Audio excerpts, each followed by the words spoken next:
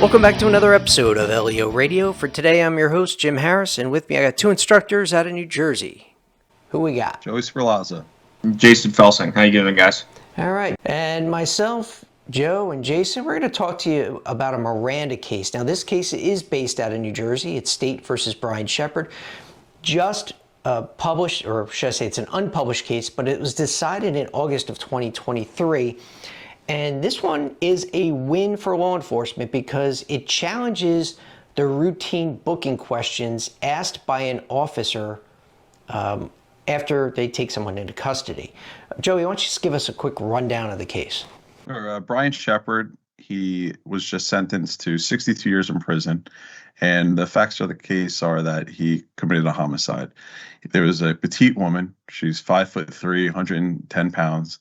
And they described it as a brutally violent attack involving a claw hammer that left the victim, Laura Perez, completely unrecognizable.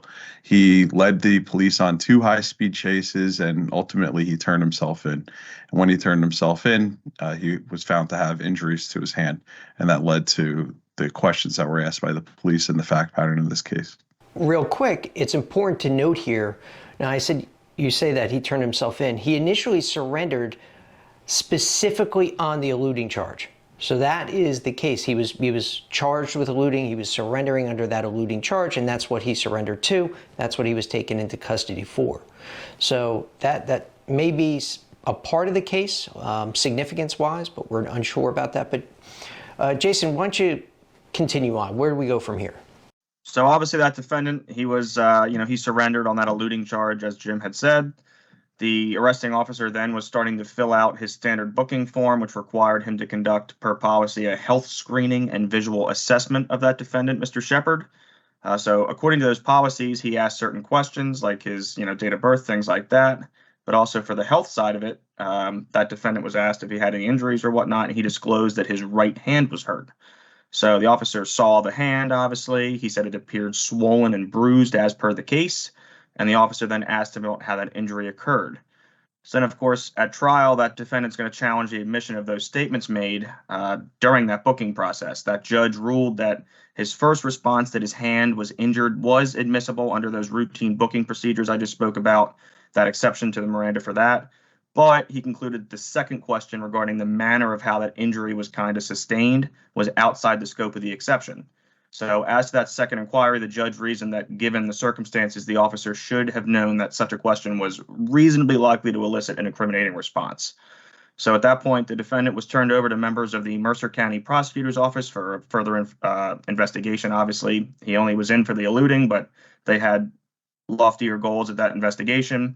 He was charged with murder, possession of a weapon for unlawful purpose, unlawful possession of a weapon, and 2 counts of eluding. And then he was convicted on all those counts.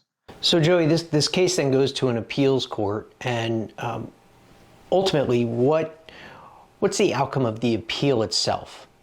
Why is this a win for law enforcement?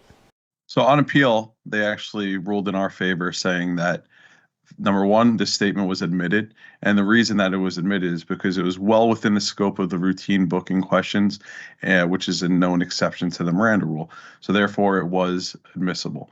So they're focusing on only the statement in this particular case, which was published on August 29th, 2023. If you want to read it for yourself, it's State versus Brian Sheppard.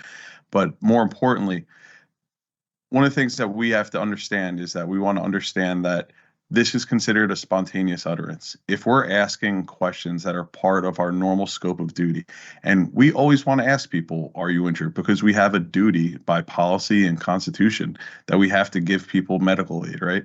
And part of that is asking, how did you hurt yourself? If you just tripped and fell and there's a slight little jam and maybe a little bit swollen, that's a lot different than slamming your hand in a car door.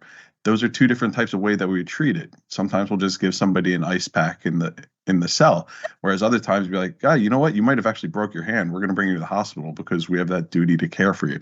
So understanding the nature of the injuries is important. I'll just give people a lot of caution saying that don't use this as an opportunity to open up a window of leading questions to where you're purposely circumventing Miranda. This case, it's a spontaneous utterance that he admitted to some aspect of this homicide, but don't use this as an opportunity to circumvent Miranda. As you read these types of cases, don't look at it, excuse me, through the lens of saying, oh, this is a way around Miranda.